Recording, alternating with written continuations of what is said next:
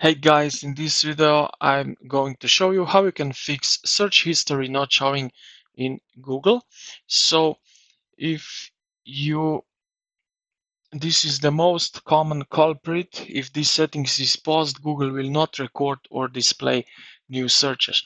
So if you go to the Google My Activity, so right here myactivity.google.com and /myactivity. Then select activity control. So on the left side, you will see the small menu. So go here to the activity control and then right here, ensure web and app activity is toggled on. Right here, you see that it's on. So if it's not, on the right side, you will see turn on or turn off. Click on that and select that it's on.